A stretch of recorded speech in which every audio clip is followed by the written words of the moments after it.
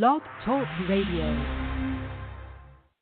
The motherfucking saga continues. Yo, what's up, world? It's badass thuggin' like I usually do, and you better turn it up, bust some speakers out, cause we off the motherfucking cuff. You dig how we do it? Dogbound Gangsters 2000 and beyond. Bleh. What's up with it, y'all? Man, don't change that down. This your player partner, the legendary Cocaine. And you tuned in live to Off the Cuff Radio. Better not touch that down. Yeah, this is Cassidy, the hustler. And right now, you listening to the Guillotine.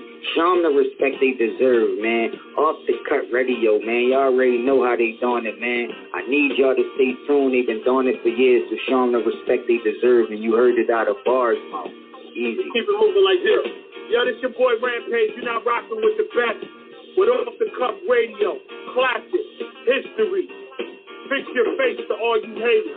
We off the cuff, baby. What's up, everybody? This your girl, Bonnie Dollars, the Queen of Trap, representing Crenshaw, and you are now tuned in with Off the Cuff Radio. What's up? What's up, y'all? This is Miss Irresistible, giving a shout out to the livest show on Friday nights, Off the Cuff Radio, and I'm live from the 704. Make sure y'all tune in for the blazing hot music. What it ain't, what it do. Chili Chill from that original Lynch Mob. And Off the Cuff Radio, always where it's at on Friday nights. West, y'all. All right, here we are, live and direct, Off the Cuff Radio, episode 689. I'm your host, King Eric, the media assassin, and this show is sponsored by Screwball Radio, Buddy Boy Entertainment, Da Vinci Clothing. Here with my co-host, T Max and the Facts. What's good? What's going on? This is another exciting, tremendously and outstanding episode of Off the Cuff Radio for this tremendous Tuesday. Shout out to our co-host in spirit, Ilada Sandman, Lady Chinchilla, and of course DJ Sincere Dirty Basement Radio up in New York City. We are live and direct. Tonight, ladies and gentlemen, in a long history, a distinguished one on Off the Cuff Radio. Once again, we have a very, very, very special show with us. And this is exceptionally special because this is the first Grammy winner that we have actually had on the show. This individual has been part of some of the greatest ever classics in history. With his partner, Kevin Cologne Crow, they collectively form the Justice League. And they are indeed superheroes with the superpowers of production in their grasp. When you're looking at production credits, they've done stuff for Jeezy, Rick Ross, so many others, and they have laced so many artists with so many pristine, lush, luxury classics that bless the ears and make boss music. And we are here with one of the legendary one-half members of it. We're so honored to have him on because he has a story. We want to hear it in all of his achievements as an individual and collectively. Without further ado, ladies and gentlemen, Grammy Award winning one half of the Justice League, Rook Flair. Welcome to Off the Cuff Radio.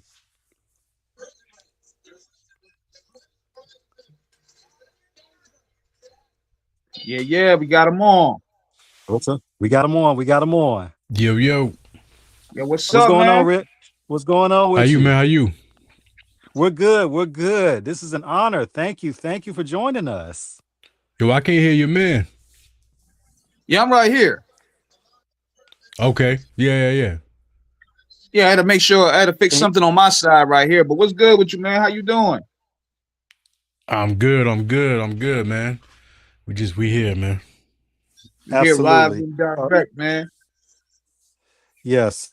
Rook. I don't hear T Max though. You're one half. Can you hear Hold on me? one Can you second. hear me? Yep. Okay.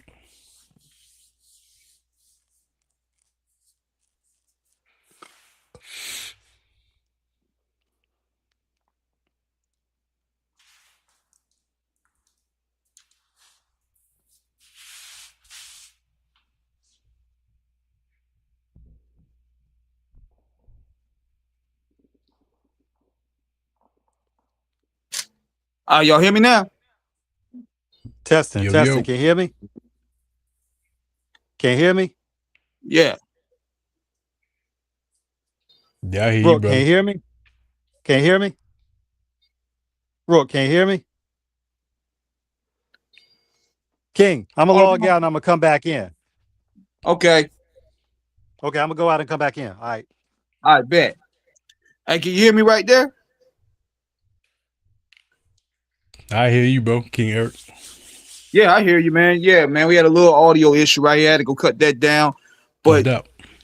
we're gonna bring T-Max back on shortly.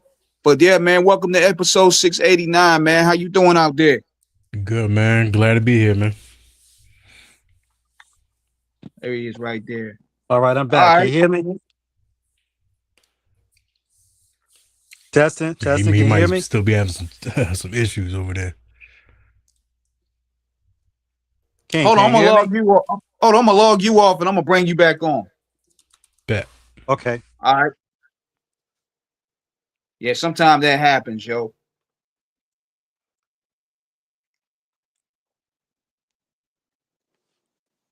Yeah, sometimes this happens a little bit. We have our little technical difficulties. I'm gonna bring T back too. So we're gonna try that right here. We're gonna see what we got here. Okay, we got you on. All right. And I'm in. Can y'all hear me? I can hear you. Rook, can you hear me? Damn, let's see what's going on here. Hold on one second. You good? Let me see. Let's see. Wait. I'm gonna exit. That's what I gotta do. I gotta probably bring him out and put it back in. Hold on one second.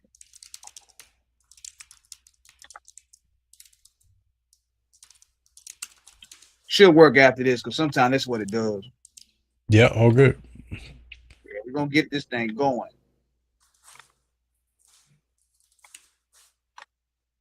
As soon as he get back on, and he should work after that. Okay, let's see what we got here. T-Man back. All right, I'm in. I'm in. Can y'all hear me? I can hear you. Rook, can you hear me? You hear him on Rook? You hear T-Max? Nah, I just hear you, Testing, bro. testing. Testing, testing, testing. Yeah, I can hear him, but I can't hear him. I'm trying to figure out something. I'm gonna try to log both of you guys out, and I'm gonna bring y'all back in on the same time. Yes, sir. Yes, sir. Yeah, all Okay. good. Let's do it. All All right. right.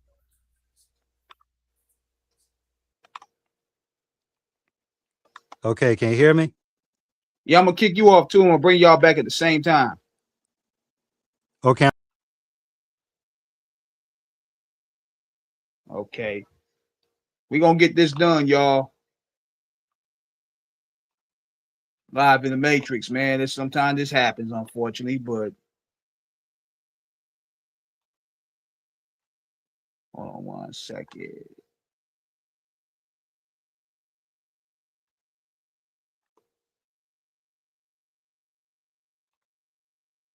Okay, we're gonna try this out. Okay. Can you hear me? Yeah, I can hear you. So I'm gonna see if Okay. hopefully he can hear you when we bring him back on. Okay. Okay, hold on one second.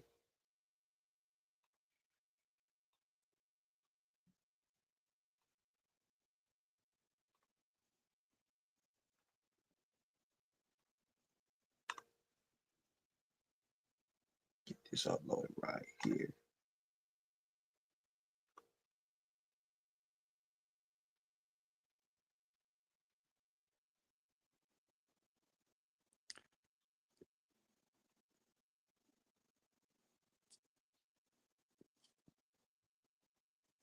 Hold on one second.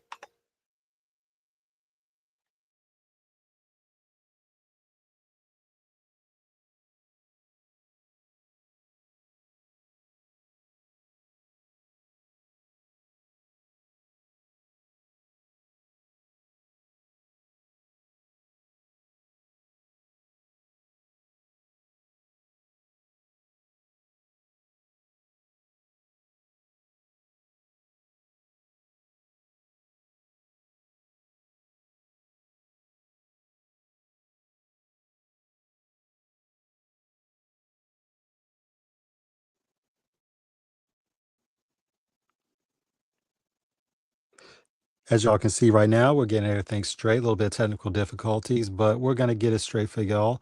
Off the Cuff Radio, episode 689. We are live and direct with one half of the legendary production duo Rook Flair of Justice League. And we're getting ready to get it on. King Eris in the mix to get to get everything straight. And we're trying to get everything ready for y'all for an extraordinary 2 hours of great convo, everything music. And of course, I'd be remiss to say that this is our first time having a Grammy winner on the show. So we're Oh very yeah, man. excited indeed. Definitely some history right here, man. Absolutely. I'm gonna say this though. Let's see if we can get them on here now. If we can't get them on here, we might have to do it the old other way, the three-way record, and I'll just upload the audio. Absolutely. So if one way or worse the other, comes to we matter, gonna get it. That's right. So let's bring them on here. Let's see what we got. Yo. All right. Can you hear me now? I hear both of you guys.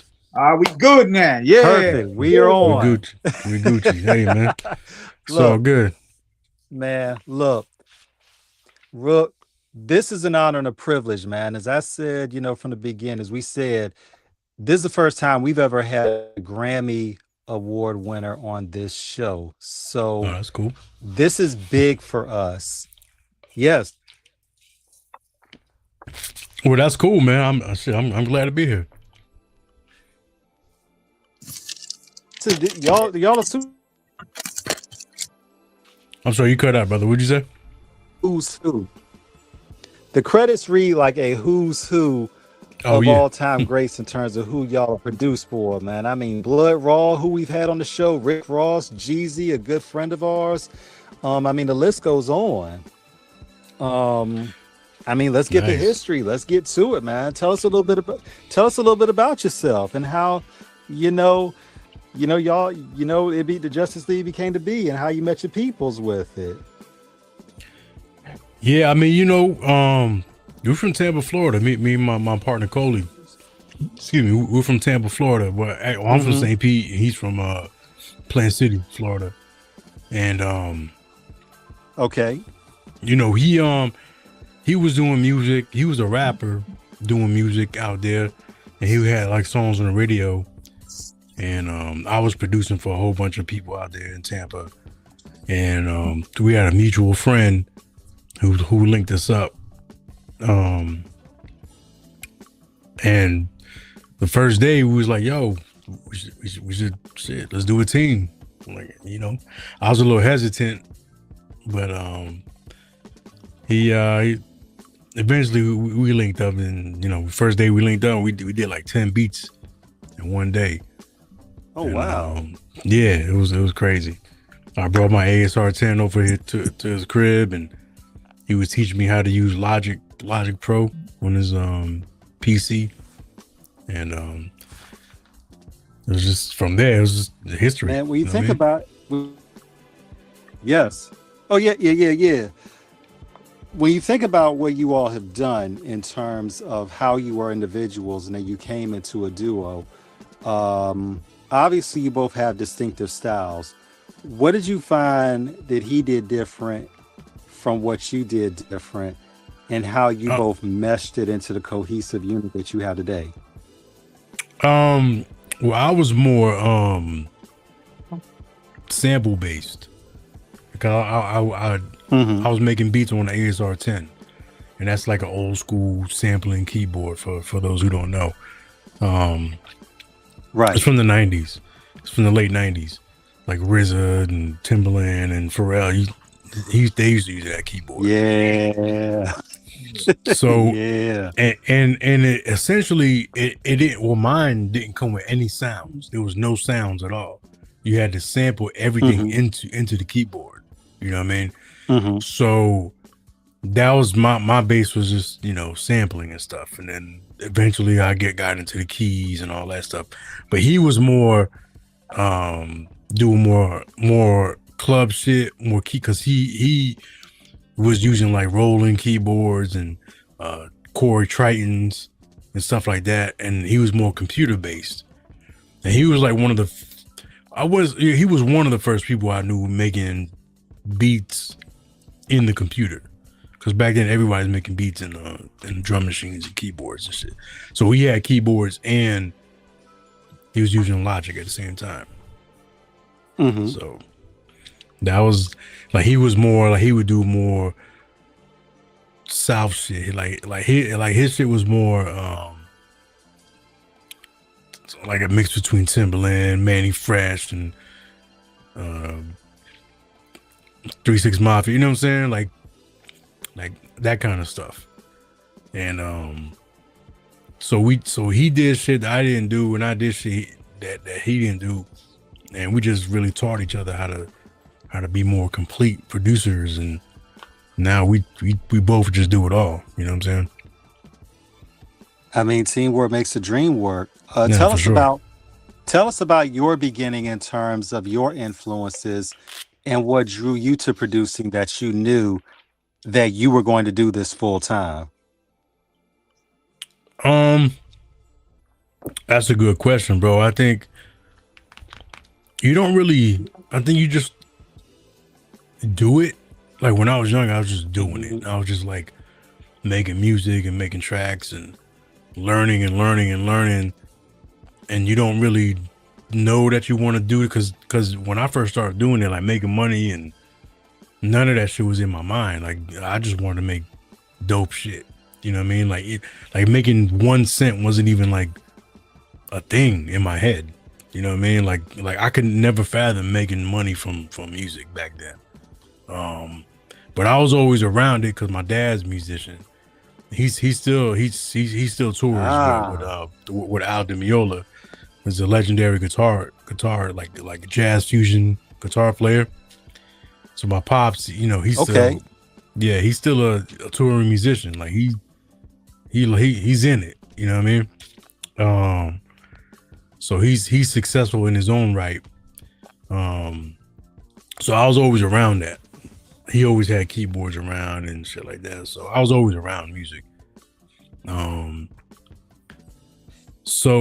But you know, production wise, you know, I always looked up to a variety of people, man. There's so many to name, you know, everywhere from Dre to DJ Premier to RZA to Ant Banks to just you said Ant Banks. Shout out to the Bay.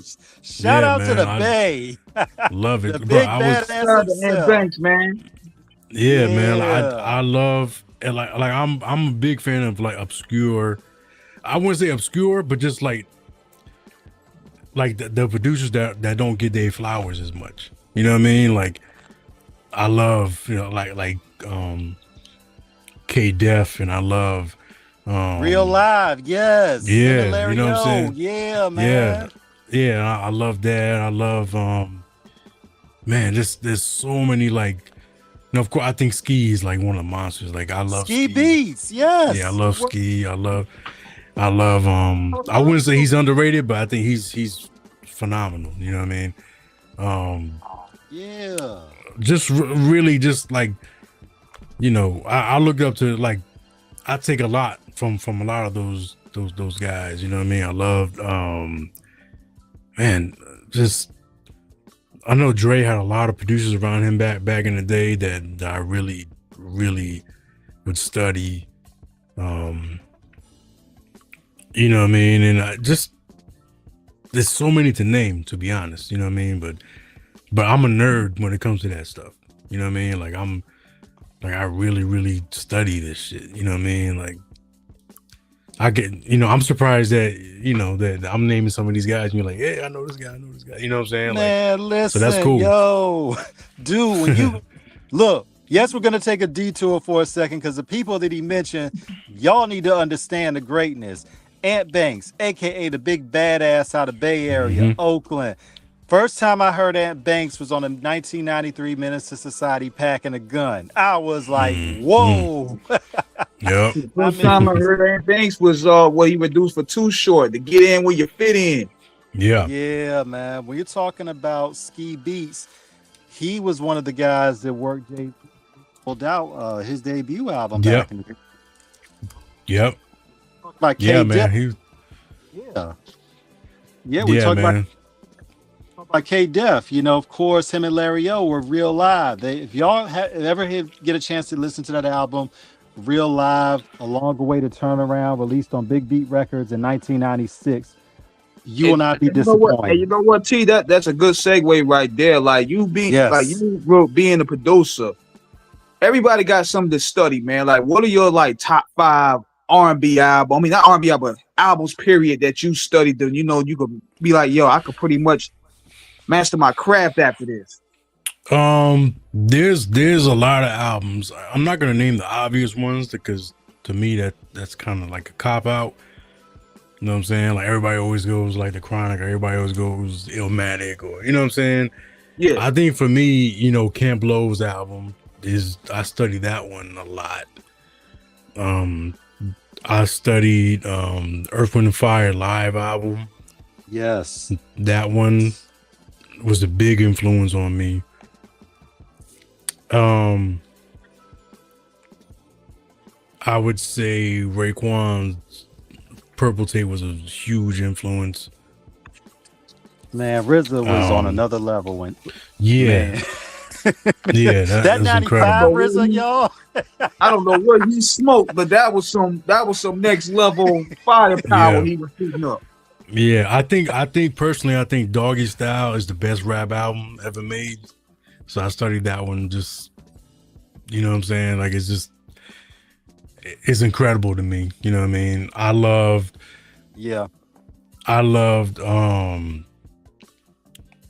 I think AT Aliens was one of the ones that I just studied just left Shout and out right. to Organized Noise. Yeah, man. And shout out to Orlando. We got the same manager, you know what I'm saying? And so I would say another one that I studied was Spice One, America's Nightmare. I studied that one just like crazy. Buddy. Yeah, I studied that. Yeah, man. Blackjack and Ann Banks and Battle Cat and all those guys, like, you know what I mean? Bro, I was, I don't know how many albums that is, but it's like being the student and watching the movie. It's like listening to movie scores. You know what I mean? Because that music translate into their stories. Like it all told a story. Yeah. Yeah, you felt like you was there. You felt like you understood. Because I never been to California at that time, and I felt like I kind of knew the vibes. I never been to Atlanta. I felt like I knew the vibes. You know what I mean? So, it's just man, so many albums that I would study, and just mostly rap albums. But I would also study like Whitney Houston, and I would also study, like Michael Jackson, of course, and Earth, Wind and Fire. I would study those albums, and I would be like how our sound got kind of big was musically big was I would love underground hip hop, but I always wanted rap and hip hop to like sound just as good as Earth, Wind and Fire. You know what I'm saying? And just as clean, and like I know rap music can be that musical. So so that was like kind of like a mission of ours to really do that, to really go in musically, that to really because a lot of people didn't really consider rap or hip hop music. So we're just like, all right, cool, we'll show you. You know what I'm saying? Like, this is how it is. Now, in terms of the one thing about it, Rook, in terms of what you all have authored in audio fashion for Soundtrack Stupendousness, obviously there is an orchestrational element of outstanding. Shout to MMG, Rick Ross, Jeter, Trop Da Vinci, the whole crew. Yep. One of the best tracks you all have ever done, hands down, has to be Deeper Than Rap, 2009, Rose, Rich Off Cocaine. Oh my God. I mean, the way y'all flipped that Willie Hutch Color Me Sunshine. Yeah. Man. Yeah. You know what's funny? That Go ahead, That tell the track, story. that track is Tell the story. actually a remix that I just did randomly for on December 4th for Jay-Z, or I think that was on a Black album, I think. So you know how they came out with the acapellas and stuff. So I Yes, just sir. randomly remixed December 4th, and then it came out on a mixtape. I think I want to say Mick Boogie mixtape, which Shout out to Mick Boogie. that was my homie, and I sent it to him just to having fun. But our management at the time actually sent the beat over to Ross. Okay. At the same time, and I didn't know we did that, but I was like, all right, whatever, I don't give a fuck. You know what I'm saying? So if you play Rich Off Cocaine and play December 4th, you will see that the arrangement is the same, because it's the same arrangement. You know what I mean? Like drums, no drums, drums, no drums. You know what I'm saying? Like, go back and listen to it, and you'll be like, oh, it's the same. It's the same amount of bars, but there's no drums here. There's drums here. You know what I mean? Like you'll it's the same tempo. You know what I'm saying? So yeah, you'll see. If you guys go back and listen to December 4th and listen to Rich Off Cocaine, they line up.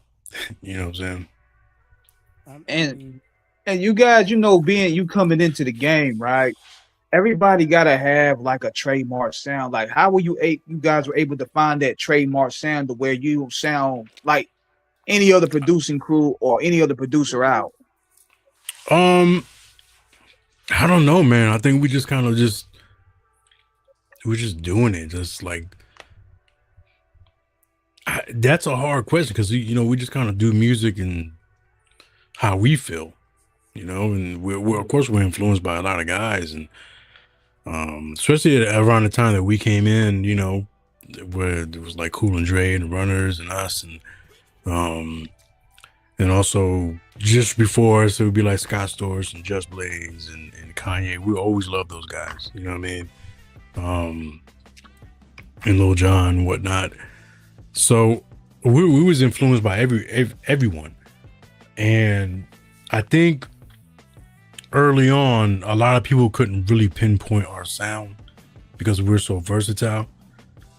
And I think it was just the tracks that Ross picked and the music that we made with him, like, stood out, especially when Deep in the Rap came out. You know what I mean? Because we already had hit records before that. You know what I mean? And a Grammy.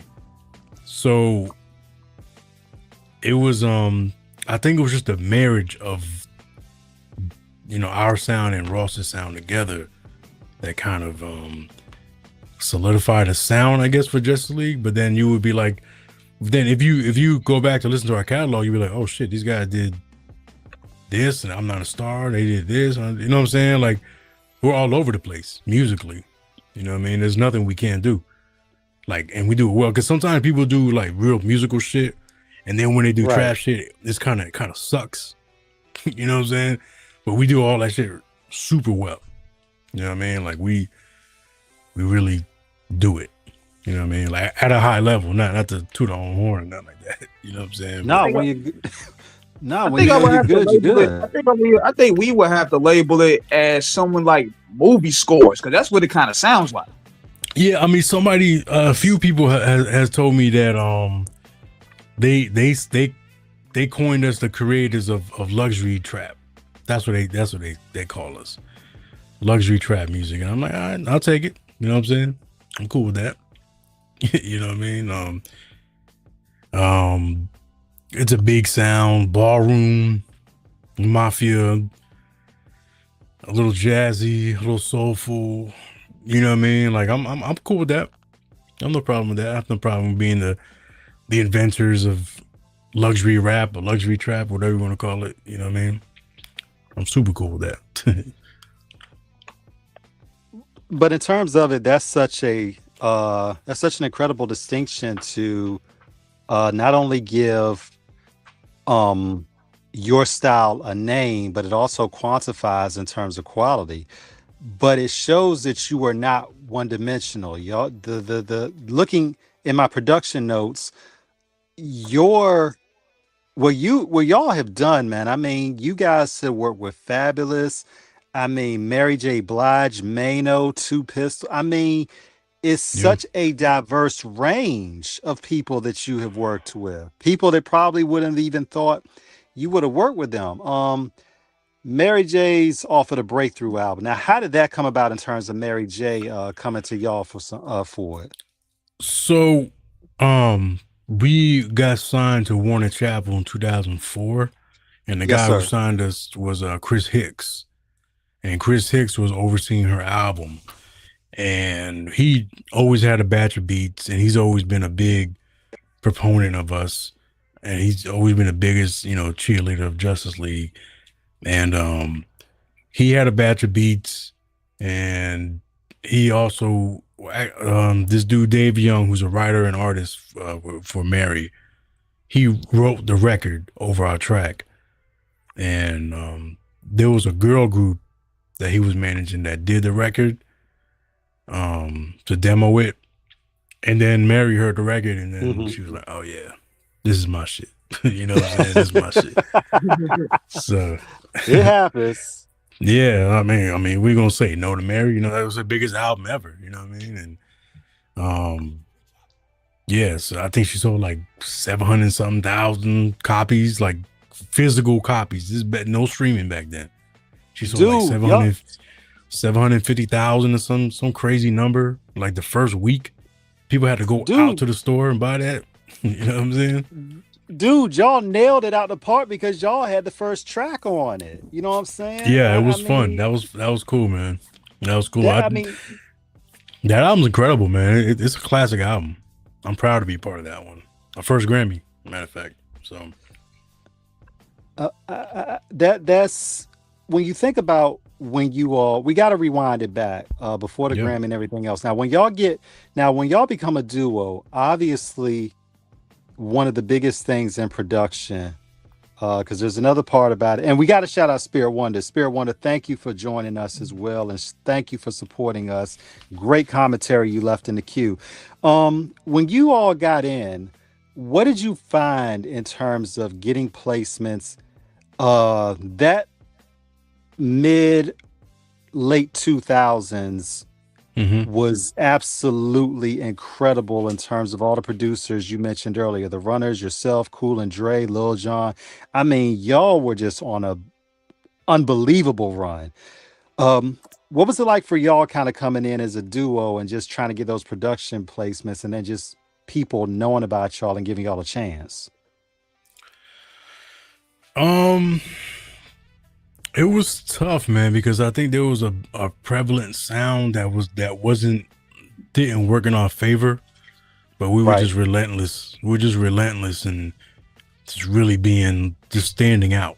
Because the only way we were going to stand out outside of Lil Jon and outside of the Neptunes and outside of everybody else was just being ourselves, and just don't compromise. There'll be so many people that want us to make a beat like this person, or you know what I'm saying, and we were like, nah, we're just gonna do us, so I think back then, because when you're in it, you don't really realize you're in it. You just kind of just working.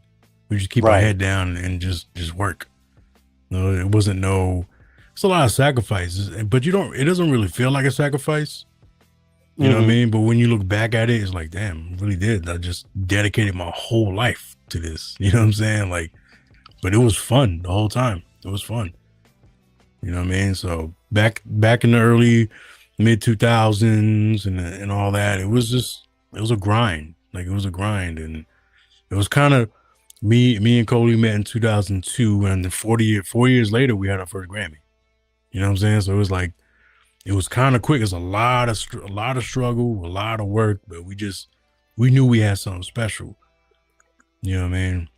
So back in those early days, it was a lot. It was stiff competition, but we made our mark, especially in Atlanta.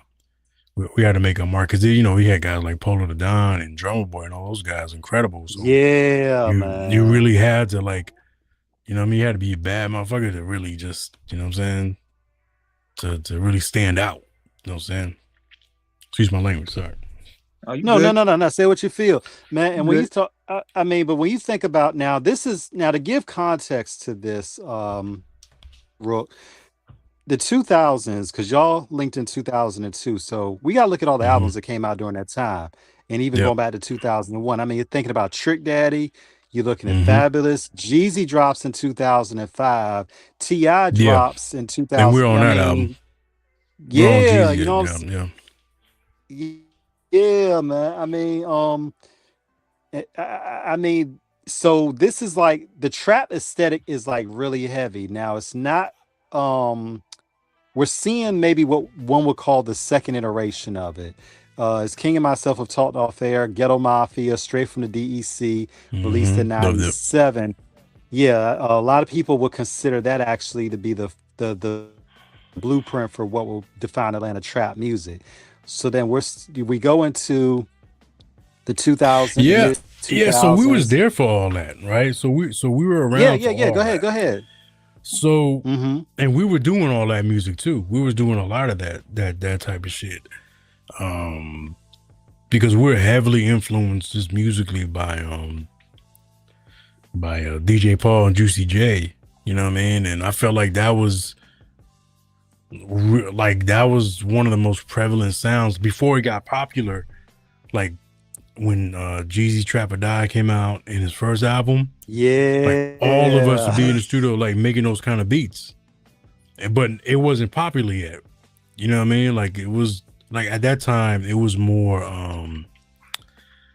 it was heavy Neptunes, it was heavy Lil Jon and the East Side Boys. You know what I'm saying? We're not just Lil Jon.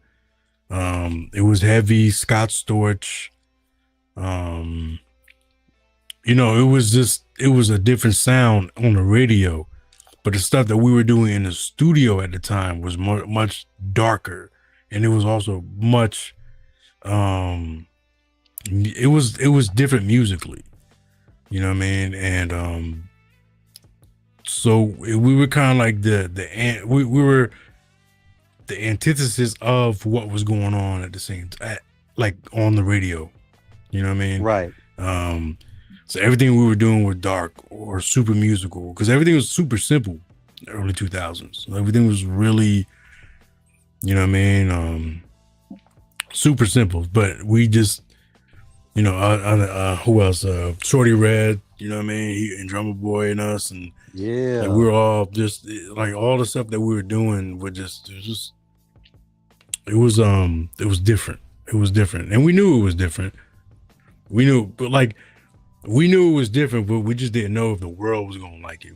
You know what I'm saying? But Jeezy, I think, was the first person he was like the first rapper that we met. He wasn't signed yet, he was still independent. Right. But he was like the first guy that we met because we work with a bunch of people that say that they won't blow up. But he was the first guy that we met. We're like, yeah, this guy's a fucking star. This guy's I've never seen nothing like it before in my life. Like it was just incredible. Like I was just like, you know, it was like you know when your life is about to change, and oh Lord, it was that type of that. meeting. Yeah, we felt that. Like it was like, oh man, this guy he's you know, because you know Tip was like he was out, and he was different from Tip, and like musically, like the first day we met him, his engineers were playing the songs that he did over our tracks, and at first I didn't understand it because he was rapping so slow with the ad libs and stuff. Because you know at that time, yeah, exactly. So at that time, it was more like Nas was on top, Jay-Z was on top. Yeah, you also had Fat Joe with the lean back and all that, and you know, it just in that era was just like really New York heavy, if I'm honest. You know what I mean?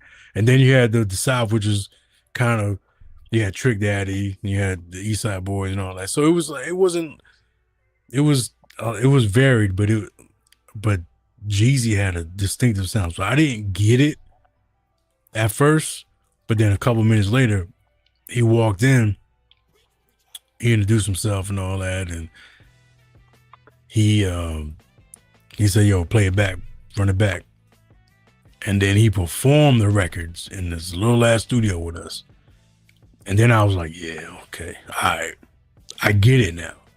You know what I mean? He walked in, he had designer bags, and he took the straps out and took all the weed out and this and that. I'm like, oh yeah, this is crazy. I never seen nothing like this. This is crazy. And then he just performed that shit for us just in this little room. You know what I mean? And I was like, yeah, I get it now. I get it.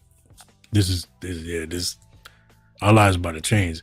And in Atlanta, outside of Atlanta, nobody heard of him, but in Atlanta, he was a superstar. Like everybody knew him in Atlanta. And on the radio, they're talking, yo, Jeezy this, Jeezy be here, Jeezy that. And, Yeah. And in Florida, we didn't know. Nobody knew him. You know what I mean? So, and our manager like, yo, we're going to go out to work with Young Jeezy. And we didn't know who Young Jeezy was. And they kept on talking about him on the radio. I was like, damn, this guy must be really big up here. You know what I'm saying? So this was like the first time we was like, oh shit, this is different. You know what I mean? Like it's way different from any other local artist that we ever worked with. You know what I mean? This is a local artist that's about to really blow, you know, nationwide, worldwide. So, man. And this record here, was that the Bury Me a G record? Nah, that was on the second album. We did Don't Get Caught on the first album. Okay. Don't Get Caught. We did that one. And every song that we've ever done with Jeezy, from that song all the way up until his last, because you know we produced his last album. So every song that we ever done with Jeezy, we did it with him from scratch in the studio. We never, you know what I'm saying, we didn't send him no beats or nothing like that. We just did it with him live in the studio. You know what I mean? So it was fun. He's fun. He's very hands-on. Man. Yes. Before I go on, shout out to my homegirl Tash, to plug out Virginia Beach. Love you dearly. Thank you for tuning in. When you all mention Snowman with such reverence, that's personal for myself, knowing him personally. Shout out to him, DJ Ace, Shell, you know, Stone, the whole crew, man. Yeah. To read his story, Adversity for Sale, book's out now. Y'all check it out. I tell the youngins today, if you were not around during that 2003, you know, would Come Shop With Me, and then 2005, when Thug Motivation comes out, I mean, Jeezy literally ushered in a new wave of trap that, as you said, we had never heard before. I mean, the Snowman shirts. You talked about it, Rook, about when y'all first met him. Now tell us the part after, once he really like becomes huge. Like, when do y'all know like this guy becomes like, Well, we knew before because you know, after we work with Jeezy, after we do all these songs with him, we gotta go back to the hood, basically. You know what I'm saying?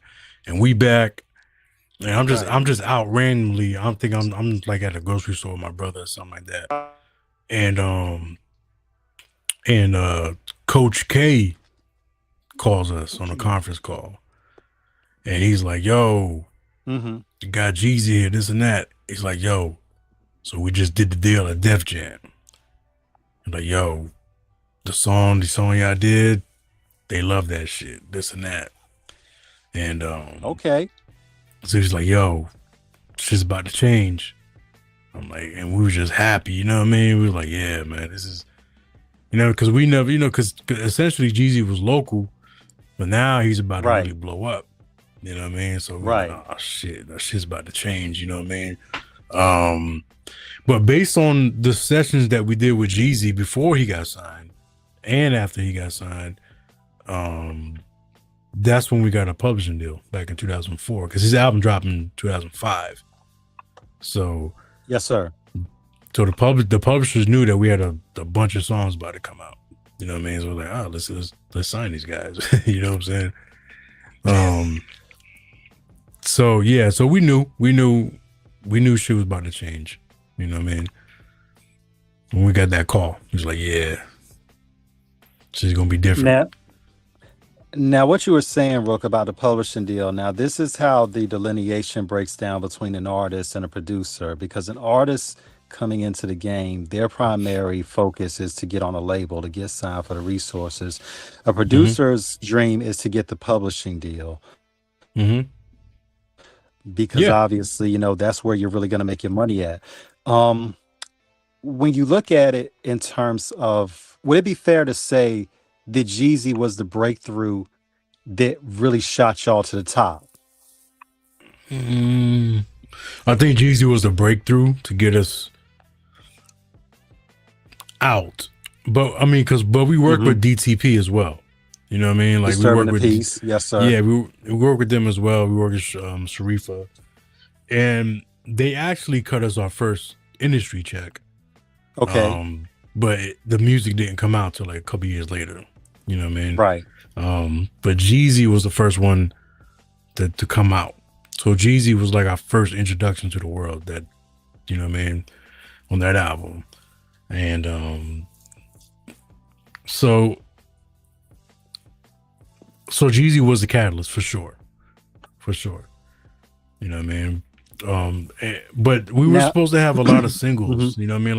Like there was supposed to be a bunch of almost singles, and you know, we did a joint with Tony Braxton that never came out. That was supposed to be a single. I think Scott Storch did the single for that album. We were supposed to have a single with Jeezy. It was more like a vibe street single. The Bury Me a G record. It was like more of a vibe street single kind of thing. It wasn't like a big radio record. It was like a cult classic. You know what I mean? Right. The underground hits. Exactly. And there was a few other records that, you know, we was about to have a single, about to do this. And so I think what really blew us up, and this was before, maybe this was after, I gotta look, when did Triller come out? I think Triller came out in 2008, right? Yes, sir, 2008. Yeah, so we finished, actually Triller was done for a long time before it came out. Okay, we're gonna get the Rick Ross story. Let's get it. Let's go. Tell us that story. It was mostly, well, I'm trying to give you the story of like the timeline of our first hit record versus when Triller came out. And I think she got it with Two Pistols and T-Pain. That was our first hit record. And I was telling you about the almost hit records because that one was it was our hit record because we made it a hit record. We were the one that put the money behind the promotion on that record. It was independent. Keep going. So that record was independent. It started in Tampa. We put the money behind the promo. Two Pistols put the record together because he already had the record before. Right. She got it. It was a different version produced by Bolo. So when we got the record with the T-Pain vocals, we had Two Pistols redo his vocals, and because it was, it was a whole new beat. So we were like, we need you to, fit the vibe. And all the radio people in Tampa were like, yo, this record is dope, but it's more of a strip club record. We need a radio record. We need this shit to go pop. You know what I'm saying? So we were like, all right, cool. So we did it. And so us and Two Pistols, we just joined forces. Like, fuck it, we going, you gave us a record with T-Pain, and he's the hottest guy at the moment. You know what I mean? Yeah, man. So we're just gonna we're gonna put our own money up because it's like you're buying a lottery ticket that you know is gonna win. You know what I'm saying? So like, that's cool. Confidence. That's called confidence. Yeah. We're gonna touch on that a little bit more, but go ahead. Yeah. So we did. So basically, the industry wasn't going to give us a hit record or single, so we just did it ourselves. So like, fuck, we're gonna do it ourselves. You know what I mean? We mixed it ourselves. We got it mastered ourselves. We didn't master it ourselves, but you know what I'm saying? We mixed it ourselves. We, you know what I'm saying? Like we said, fuck it, we gonna go for it. And we went all in, man. We went all in on that record. And then, so we had Triller already in our back pocket. So we knew we had a track with Jay-Z that's about to come out. So everything was lining up nice. We had She Got It was popping on the radio. And then boom, Triller comes out. Maybach Music, Jay-Z. What else is on that joint? Like Hood Billionaire, Luxury Tax. You know what I'm saying? We did the intro. So we was like, yo, and Rick Ross, that was his sophomore album. And to do like the majority of that album was crazy. And then we had Two Pistols album. And we pretty much knocked out our publishing deal with those two albums. We were like, all right, we're done. You know what I'm saying? And then after, you know, it was just nonstop, bro. Like I'm really thinking about it now. It just kept on going and going and going. You know what I mean? So once the Two Pistols record came out, like, fuck, we need more singles. Boom, another single here. Boom, another single there. Another, you know what I'm saying? Like, because people were starting to trust us now. So right, because they trusted our sound, they liked our sound. Like, all right, cool, let's go. So now we're gonna rewind this a little bit as an anecdotal, Rook. Yeah. Because there was a 2001 issue, and I still remember this. I believe it was the Busta Rhymes cover, if I'm not mistaken. And they were talking about this young up and coming producer who was known, but he wasn't. He was out there because he had already done some previous work on Infamous Syndicates Changed the Game. This kid out of Chicago, sample heavy. You know, think you know where I'm going. His name's Kanye West. Yeah. And this is before one he becomes the Kanye we know today. Yeah, one of the best ever. Yes, in my opinion. Yes, absolutely. So they were talking about in terms of it. I'm going somewhere with this. You know, talking about the time about. Yeah, you kind of cutting out, brother. I'm sorry. So this is when Blueprint. It's okay. Yeah. So they're talking about, you know, they just did a little mini piece on him, and they're talking about, you know, the stuff he recently did for the Blueprint with Jay-Z. So they were talking about, you know, of course, he gets out there. Jay-Z's Blueprint is a masterpiece, and then they were talking about how much he was charging at that time. So they kind of close it out, you know, and you know, just a comedic but serious fashion. Like, oh, and if you want a Kanye beat today, it's going to run you about $50,000. So.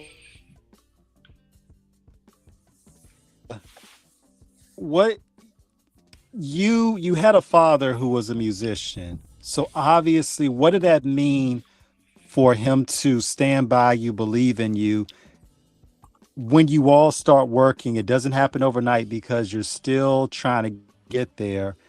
And then, like you said earlier, Rook, how you end up putting up your own money. There's so many layers to that. Let's start from the fact of what it means in terms of when, like Fat Joe said, yesterday's price is not today's price, and how an artist has to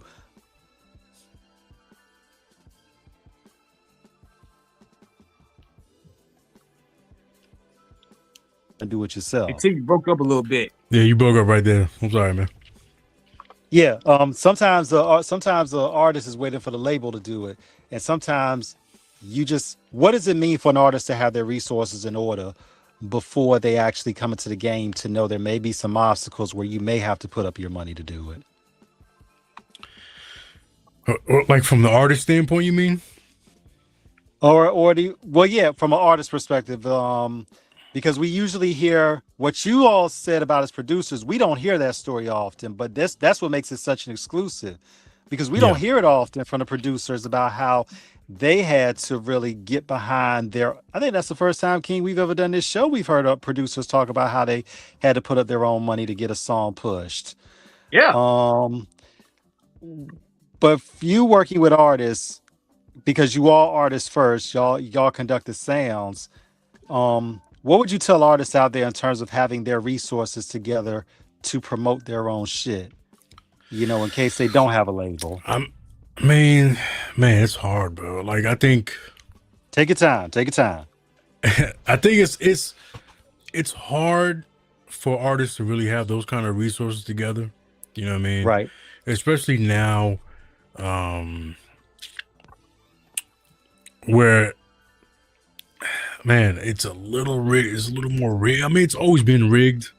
You know what I mean? Mm-hmm. Yes, you gotta have dope music first and foremost, but it's a little rigged. You know what I mean? You gotta have the money to really do it, to really make an impact. There's no way around it. Like hit records aren't made by mistake. Like you just don't put out a record and no matter how good it is, the hit record isn't made by mistake. You know what I mean? So to have those resources is hard because it's and you got to have the infrastructure. And a lot of times these independent guys, they're not really independent because you got to have the major label infrastructure. You know what I mean? She Got It wouldn't have been a hit record without major label infrastructure. Yeah, we were the catalyst to really get it off the ground. Right. But once Universal took it over, it went crazy. You know what I mean? So yeah, it's always good to have the capital to invest in yourself. But it's hard to get the capital, man. Unless you don't have the money, you need investors, or you got to take out loans. And for us, we had the money because we're just using our publishing deal money. You know what I mean? It damn near broke us. You know what I'm saying? Like, so, but it was worthwhile investment because we made it back 20, 10, 100-fold. You know what I mean? Like it was crazy. So Wow. So you got to invest in yourself, but sometimes you gotta be realistic. Some artists are just kind of blind to the fact that they're not that good. Like, no amount of That's money, is gonna make you dope. You know what I mean? that's the elephant. That's the elephant in the room, y'all. When we think about artists that are different, producers that are different, you mentioned the Neptunes. Myself being from Virginia, Mm. shout out to Pharrell and Chad. For what they have done because Yep, people didn't always understand them in terms of their sound when they first came out, and it took them a while before for it sure. really caught on. But once people really understood what they were doing, they invested in themselves and were like, we got something different. Because sometimes, y'all, it's not even about the money in terms of investing in yourself. It's about investing yourself and being original and hoping everybody catches up. But the money is also another element in terms of getting it out there because as an artist, you have the vision of what you want your art to be heard and seen. And you're just hoping that people rock with it. Um, but also, what you said, Rook, is the elephant in the room that a lot of artists don't understand because, and we've talked about this on the show so many times. Artists will say, man, niggas hating, man. They don't want to see me shine. They're not trying to see me win. I'm like, listen, I will say this again. I've said this a million times on the show. I've said this outside the show. Me and King have talked about this. Hating is when somebody, this is a definition of hating, y'all. Hating is when somebody takes an active participatory fashion in terms of trying to deliberately derail your shit. That is a hater, a person who purposefully tries to sabotage you. It is not hate if people don't like it when it comes out. That's not hate. Whole No, two That's different narratives. called, yeah. And these artists have to understand that. This is like the NBA. This is like the NFL. Not everybody is going to make it. Just because you're good locally don't mean you're ready to go national. hmm Um, as you have found in this game, Rook, with a lot of the artists from that time to this day, when you look at that mid 2000s era and all the artists that came out, um, what was some of the, and we're not asking you to name anybody specifically, what were some of the artists' issues that you saw um, uh, that why some artists couldn't break through? You mean like artists that were signed or just like local people? Both. Shout out to Double XL magazine, because they will Yeah, profile a lot of those artists. We're not gonna name any by name. We don't do that here. But a I lot of those think I artists, some of think them like Jeezy and Ross, they yeah, Gucci, they made it, but some didn't. Go ahead. Go ahead. Go for ahead. sure. I think a lot of there's a common denominator when it comes to people who just aren't successful, and I think people who are just dedicated to their craft. You know what I mean? And I Yes, think sir. in my just my own personal view that I've seen people who are just aggressively always high or drunk. They never make it. You know what I'm saying? And some people can get over that hump. You know what I mean? Like Gucci Mane did, because he was always high and drunk, always. And you know he had to do his time. He had to, you know what I'm saying? And then he got clean. But some people, there's people who you might have one hit record, but you're always inebriated somehow, or you're not focused on certain things. You know what I mean? And you're focused on the wrong shit. So people who just Right. aren't focused, and maybe their focus is because they get high and get drunk or whatever all the time. Ain't nothing wrong with having, you know what I'm saying, do what you have fun, whatever. You know what I'm saying? Like, we've all done it, whatever. You know what I'm saying? But I'm not. But I think that when you don't have a control over that, it really hinders your progress. You know what I mean? But that's just one element. You know what I mean? But that can trickle down to a lot of other things too. You know what I mean? A person not being Yeah. organized, not being When you think about focused. that, mhm, Yeah, mhm. I'm sorry.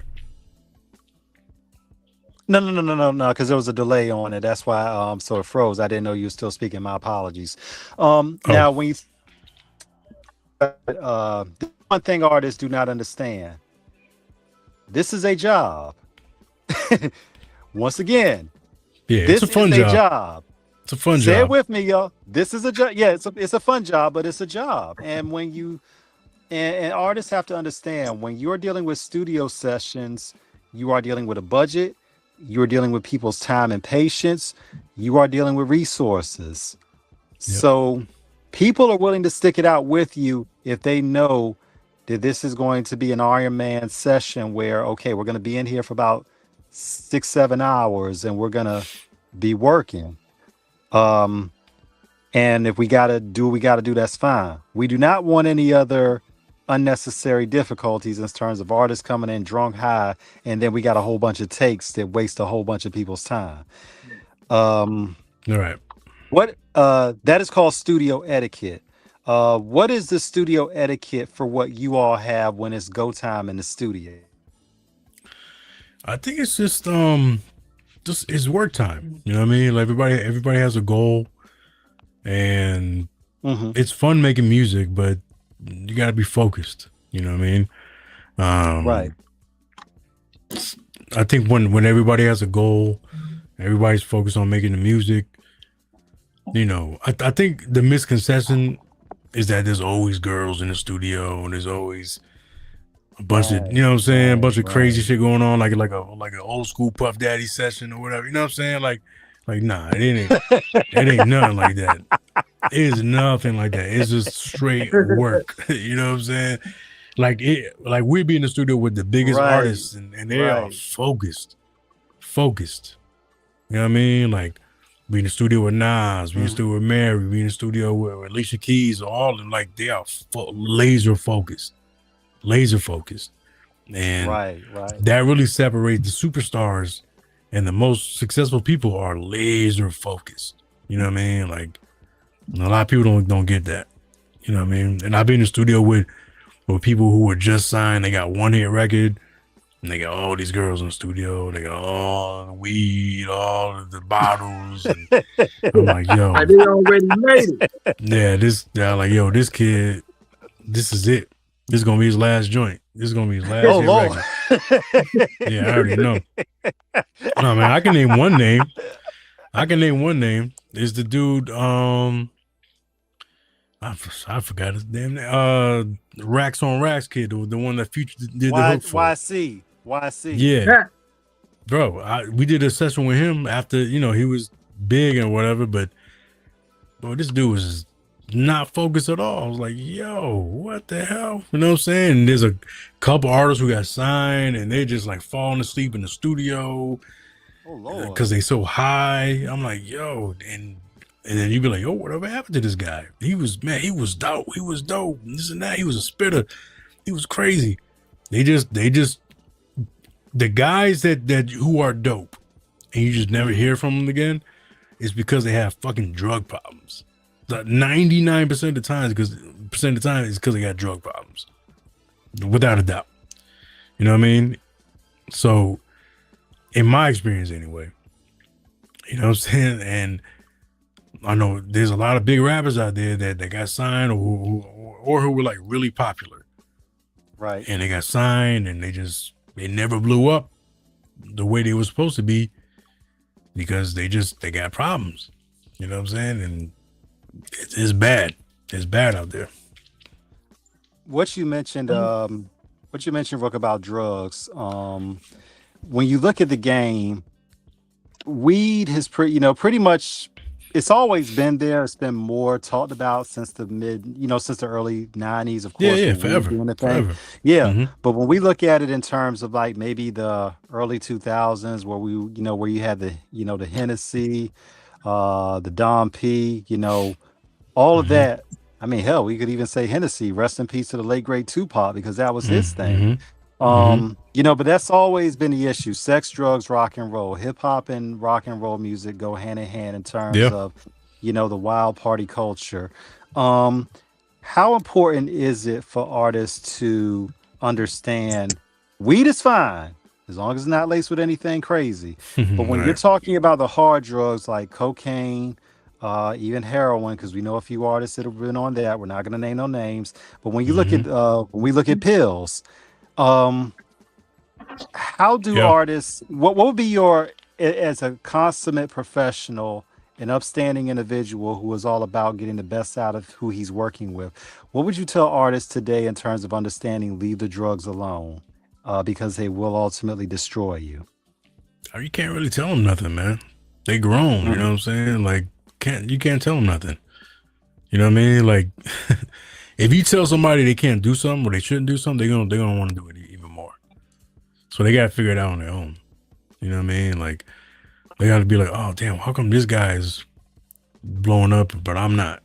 You know what I mean? Like, I'm telling you, all the most successful people I've been in the studio with, they're focused, man. Even if they smoking weed or whatever, like, they still focused. You know what I'm saying? So, I don't think weed's the problem. You know what I'm saying? It's like you said, it's the harder drugs. You know what I mean? Right. And the liquor and all that stuff. And nothing wrong with it because I enjoy a drink. You know what I mean? Right. When you overdo it and it just gets in the way. You know what I mean? And so that's really my takeaway. Is the most successful people are laser focused. You know what I mean? And you can't really tell a grown person that they can't do this or they shouldn't do this. You know what I mean? For some people, there are some exceptions because there's people I've been in the studio with that are fucking massively huge and they just function better. They're just a high functioning addict. You know what I'm saying? So there's some of them, but not everybody's like that. You know what I mean? They're the exception, not the rule. And you know what? I was gonna say this too, man. And with certain artists that you're building with, and certain artists you're getting that chemistry with, and everything, and artists that are focused. I feel like this, man. Like when you guys work with Rick Ross, that's where he really reaches his apex creativity. You know what I mean? Because even when you're listening to Triller, the Maybach music series, I think y'all did some work on God Forgives I Don't. Y'all did a lot of his shit. Yeah. But what is it like working with him? And does he really take the craftsmanship serious? Yeah, 100%, man. It's cool work with him. he likes to reveal stuff. He likes to like be like, yo, look what I got. You know what I'm saying? Like, and then boom, play it. So it was cool working with him. You know what I mean? And then like he'll lay down his vocals, and then he'll just here give us a session here. You finish it, you guys finish it, and do what you do musically to it. You know what I mean? And you know, back in the day, people always ask us if Ross wrote his shit. And we're like, yeah. Wait a minute, what? Yes. What? Yeah, because you know because he's from Florida, right? And then people will always be like, yo, a motherfucker from Florida can't be rapping like that. I'm like, yes, he does. T-Man, that's been a rumor for years. I heard the craziest rumor about that, man. I heard people say Wale wrote his raps. I said, get out of here with this Nah, man. Listen, we been there. Y'all schooling me because I have never heard anything about this that people. Yeah, people always like they used to ask us, yo, does Ross really write his shit? Like, yeah, of course. We seen him. We see him write for other people. You know what I'm saying? Like, yeah, he writes his shit. You know what I mean? Like he's an incredible rapper. Yeah, Ross is mean. Go ahead, T-Mac. Ross is mean with that pen, man. Ross is mean with that pen. For those who have not read his autobiography, his first book, Hurricanes, written with Neil Martinez Belkin, go pick it up. It's the first of the 3 books that he's written, but the first book talks about basically his life and, you know, how he started, you know, of course, when he was writing poetry when he was like in 2nd grade, you know, and Ross's pen is immaculate. One thing too, while it's on my mind, Rook, in terms of his beats, Ross's ear is considered GOAT status. That man knows how to pick some tracks. Yeah, I agree. If there's one thing you're gonna hear on a Ross album, you're gonna hear some banging ass music because that man knows how to pick the music for it. Yeah, I agree. Man, I'm gonna tell you this though, T-Man. Y'all might laugh, man. I'm gonna make people laugh on this part right here. The Justice League is so talented right now. I'm putting you over like $1 million here, Rook. Y'all are so talented right now, still talented, that y'all made Drake sound like a fucking player spitting on Ashton music, and that ain't easy. Hey, I mean, I would like to think that we bring the best out of people, you know. You know, I think we complement people's sound pretty well. You know, that's what I'll say. Yeah, because when I first heard that, this was like around I think it came out around the summertime 2010 or 11. Yeah. And I was like, hold up, man. They got a motherfucker from Degrassi spitting like this. Yeah, he's fired, man. I think we worked with Drake early on, and he's always been great. He's always been super talented. You know what I mean? Yeah, I mean, when we first, that was, you know, obviously, you know, Drake gets a lot of grief, but we at Off the Cuff, we are not the guys to bash people because we recognize the greatness people have done. And Drake, obviously, he has some heat. You know what I'm saying? I remember I was mad because I was so impressed with that verse he spit on Ashton Martin music when I picked up Teflon Don back in the day. I was like, wait a minute, how come Drake verse not up here? You know, yeah, that was like an extra little special thing for the video. You know what I mean?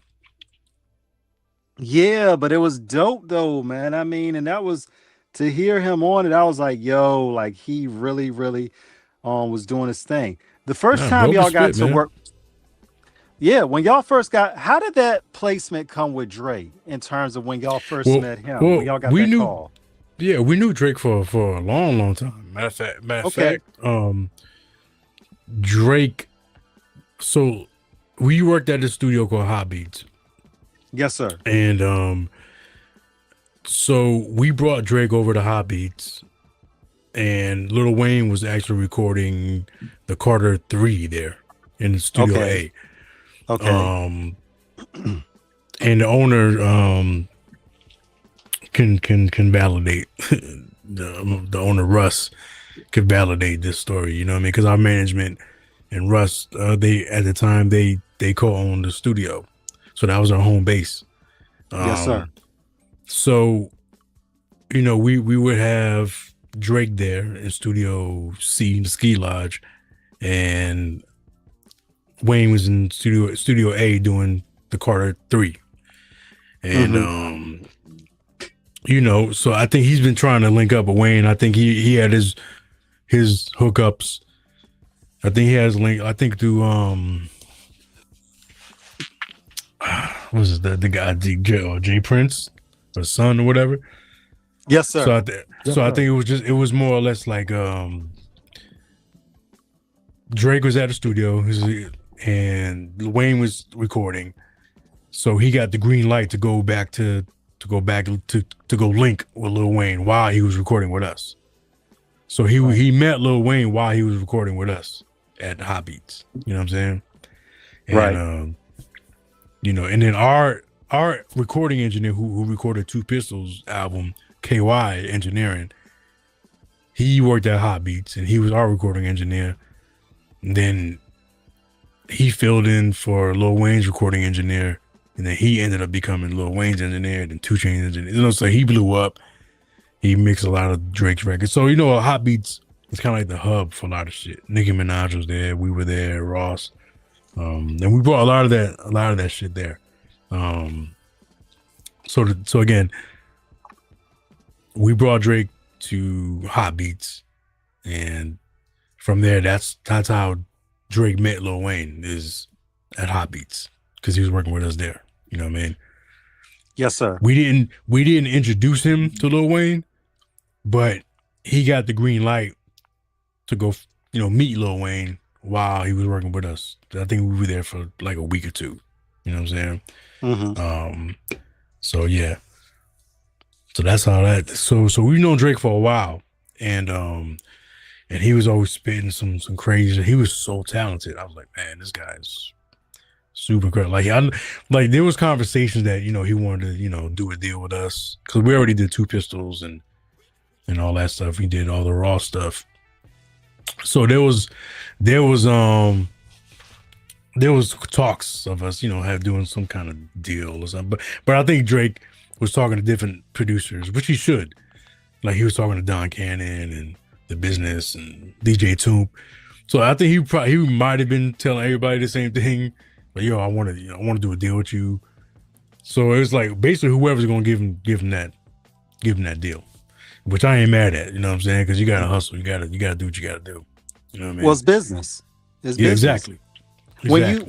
When you look at where, because once again, we're a journalist outlet first, so we do not have any biases. We're not here to diss or, you know, joke anybody. Drake's had a hell of a career, no matter what anybody says, whether, you know, battle, win or loss, whatever. The man has been phenomenal in terms of the success he's had. When you watched him from the beginning, because once again in my notes, I'm looking at when y'all started with him back in 2010. So this is like a year into his career in earnest. Yeah, so this is before we worked with him way before. I think right after his DJ Smalls mixtape is when we started working with him. You know what I'm saying? Right. So, but he's already had his crew, like 40 and Boy Wonder and all. So like he already Shabib and all them. Yeah. He had his crew already locked in. You know what I mean? Did you all see what he was going to end up becoming? Like, did y'all see this? Okay, 100%. We wouldn't even work with him. Because if I heard his mixtape and I heard all the shit that he was doing, I'm like, yeah, this guy's incredible. Comeback season and all that. Yeah. We was like, yeah, this guy's incredible. So we did a couple tracks. We did a lot of songs actually, and then he linked up with Wayne, and then he went back to Canada, and then we didn't hear from maybe a few months. Then he finally hit us back. He actually texted me. He texted me his single. Yo, I'm about to drop this. Okay. No, actually, no. So I'm sorry. Let me bring it back. So Far Gone. He dropped So Far Gone first. Right. And we were still talking to him, still communicating. I was like, yo, that's just incredible. I love it. Boom, boom. And so a few months later, after Best I Ever Had and all that shit, he's like, yo, he texted me his single. Yo, I'm about to drop this. I heard it. It was Over, right? The song Over. I was like, bro, this is about to fuck the game up. This is about to change shit forever. Like, you really about to fuck the game up. So yeah, so I knew, bro. I knew. I knew he was gonna blow up. You know what I mean? Like, there's no. I know people could say whatever, man, but he's one of the greatest artists that we've ever seen. You know what I mean? He's reached heights that nobody ever has and nobody ever will. You know what I mean? I mean, we agree. One thing about it in the game, it's easy to take shots at people for what has happened. But one thing we have never done at Off the Cuff Radio, nor will we do, we're never going to shame someone for being successful. Shout out to Kendrick for what he's accomplished. Shout out to Drake for what he has accomplished. Shout out to everybody who gets into this business and makes something, because with the rap game, the music game in general being so congested, being so unpredictable, being so volatile, you never know where it's going to go for you. Hey, we gotta mention Cole too, man. even though he took his bike and left, man. Look, we still gotta acknowledge him, man. He sure did. Absolutely. Absolutely. I mean, yeah. Now, we got to talk about, we still got a little bit of time in the show. We got to talk about what you all as a Justice did, as y'all solo work in terms of the records y'all did. Tell us about the mixtape that y'all dropped. Tell us about that and how that came about in terms of the Grammy Kids. And before that, with Bigger Ranking, right? Studio album. Yeah, so the Bigger Ranking. Yeah, rest in peace, Bigger Ranking. So we did the legend. Rest in peace. The legend. Rest in peace. Yes. The legend. So we did that joint. It was fun doing that mixtape. We did it at Hot Beats. And we was all in the studio and he was doing all his drops and all that. And he would get us in the booth. And we're not really talkers. We're not really, you know what I'm saying? Like, he's a talker. We ain't talking, we're producers, you know what I mean? So he would like hype us up in the booth, you know what I'm saying? Yo, man, come on, Rook, kill that shit, dog. You know what I'm saying? Like, man, get hype, dog. And I was like, oh shit, all right, here we go. You know what I'm saying? I'll do my best, you know what I'm saying, to get hype. So that was fun. That was fun. You know what I mean? He and Bigger Ranking, he always co-signed us because he always got love for us because we from Florida and shit. You know what I mean? So he always got love for us. And yeah, man. So that was fun. And then we dropped the album, the Justice for All album. I think that was like 10 years ago, right now, 2016. Yes, it is. Yes, sir. And it streams. It streams very well, man. Like still, you know what I mean? Like, I don't know what it is, but it's probably damn near platinum if it ain't platinum by now. You know what I'm saying? But yeah, it streams very well, and we put it together because we had a bunch of songs just laying around, and we just said, fuck, we're just gonna put it out. We got permission from everybody, and you know what I mean? Because some of the artists kind of put joints out, mixtape our shit, and we're like, yo, man, we'll just let us have this record. You know what I'm saying? So that's pretty much what that was. And we put it together, and it was like a package deal. Like, I think we were like selling sounds. So we did like the sound pack along with the album and all that. And it did well, man. It did really well. And still doing well, matter of fact. So that was a fun album. That was a fun album to do. You know what I mean? But yeah, go listen to that joint. To be able to do an album. Mm-hmm. And that's dope, man. For y'all to be able to do an album because you were known as producers working for other people on these, what did that mean for y'all for the gratification of being able to put out your own product and to have it so well received? I think it was cool, man. We didn't know what people were gonna think about it. You know what I mean? Because there wasn't like a really, so like people would think that we have like kind of like a Maybach music kind of song in there. It wasn't really. It was just like, some really dope songs in there. R&B, a lot of R&B on that shit too. You know what I mean? With Chris Brown and Jeremiah and even R. Kelly's on there. You know what I'm saying? Like, so there's actually more R&B than there is. Well, it's half and half. Well, we have Future on there. We got Chris Brown on there, Drake. You know what I'm saying? Like, there's a lot of heavy hitters on the album that people. You know, it's a dope album. I think so anyway. But I'm a little biased. You know what I'm saying? Well, y'all look, y'all.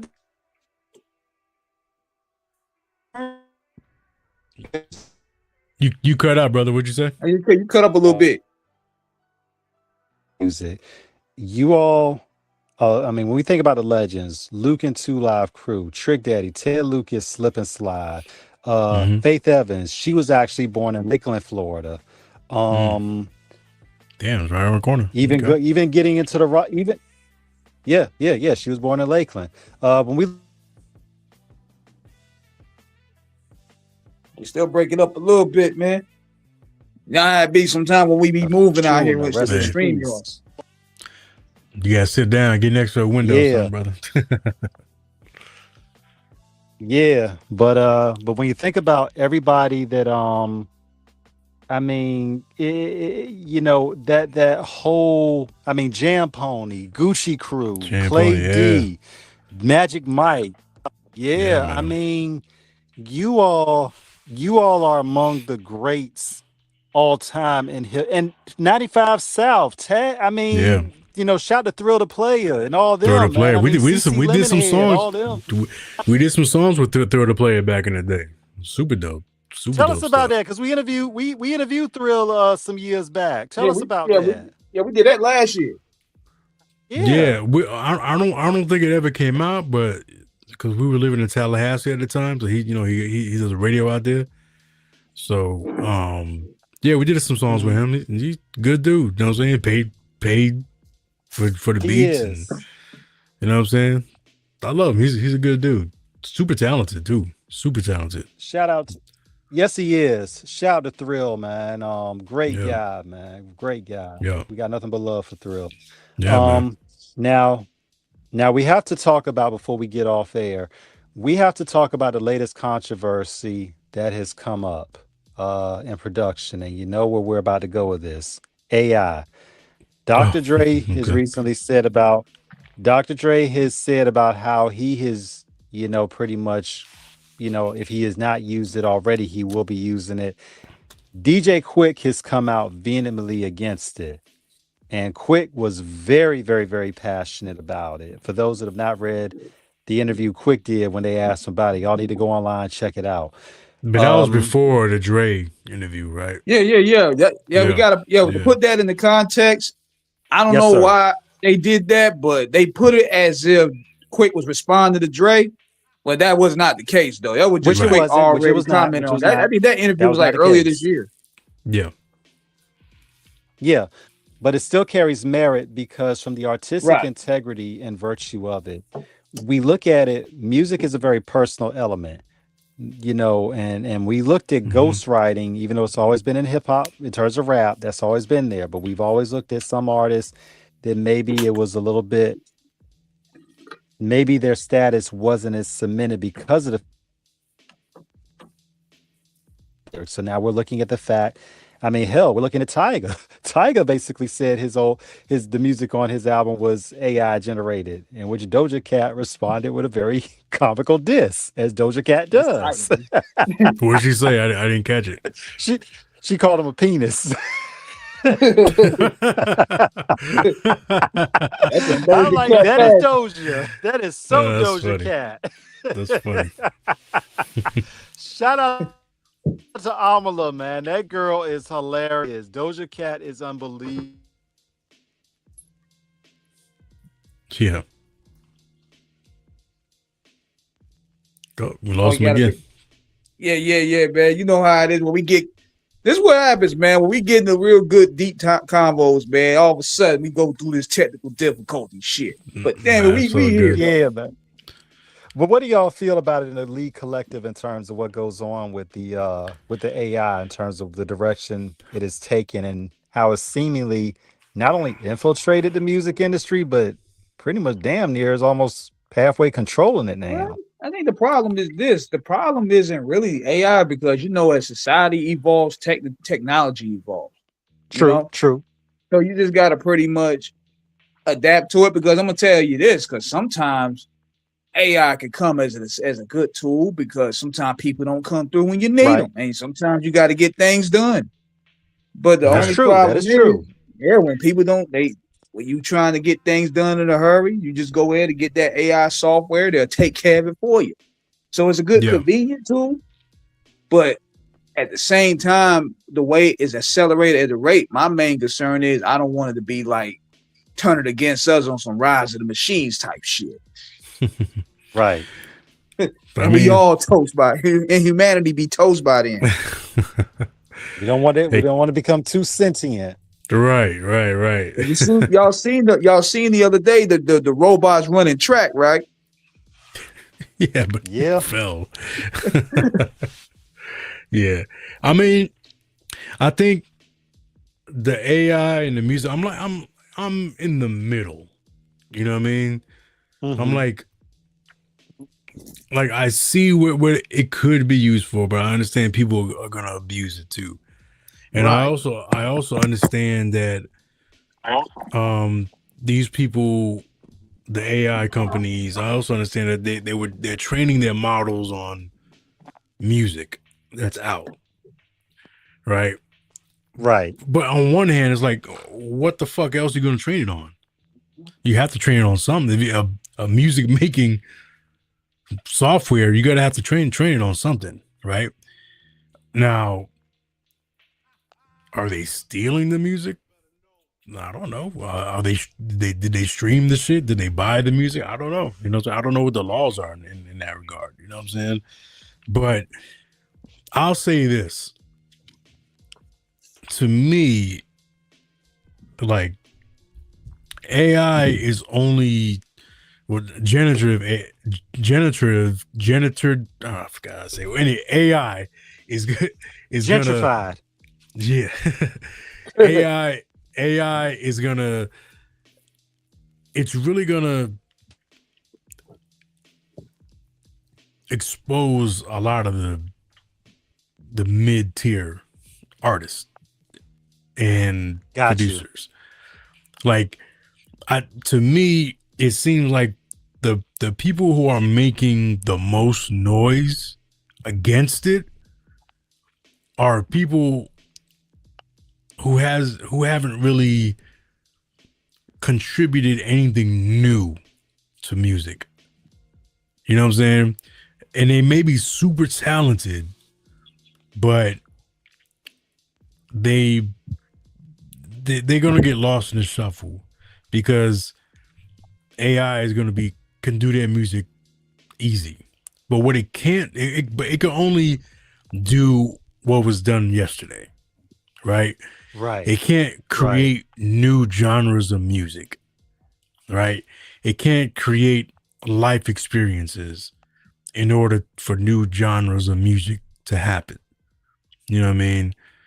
Um, it a lot of times, a lot of things in culture were created out of necessity and a way to communicate with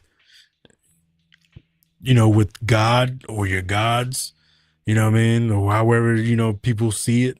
You know what I mean? I'm not here to judge, but that's how music was essentially created. You know what I mean? Yes, Was sir.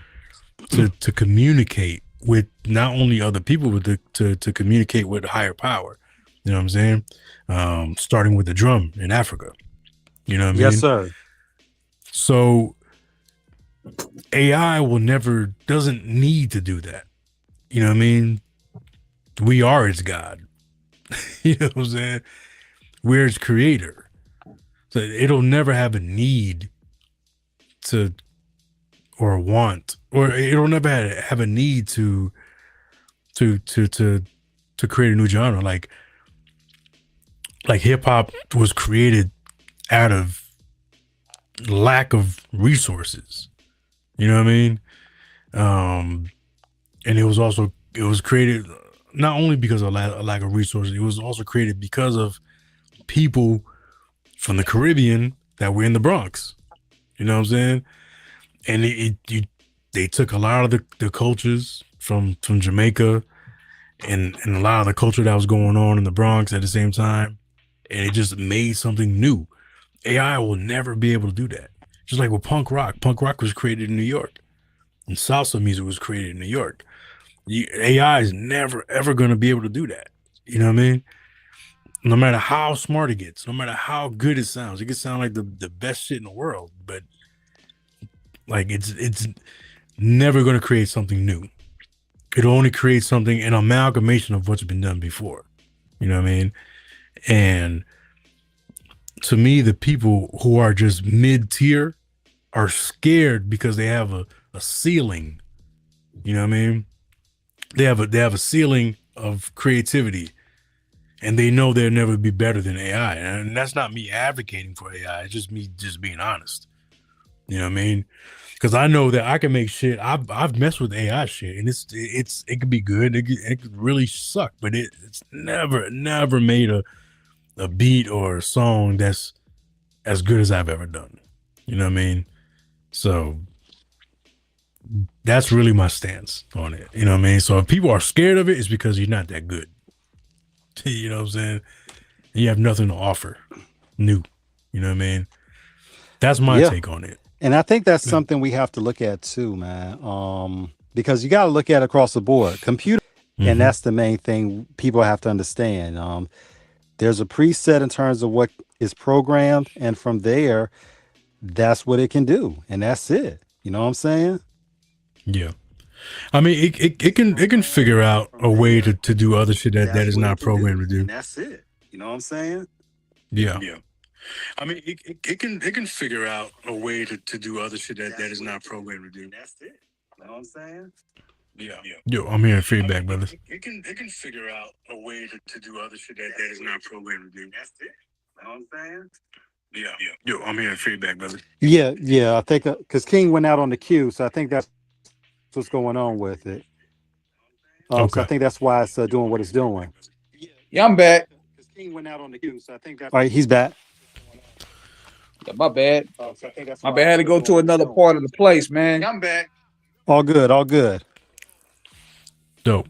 But yeah, but I wanted to shoot this question to you here, you know, as in fun fiction question, so to speak. So out of the Maybach music series, man, what was your favorite joint of the series? 1, 2, 3, or 4?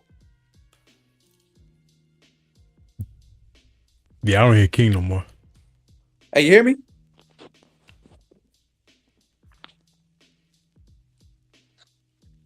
Hey, you hear me?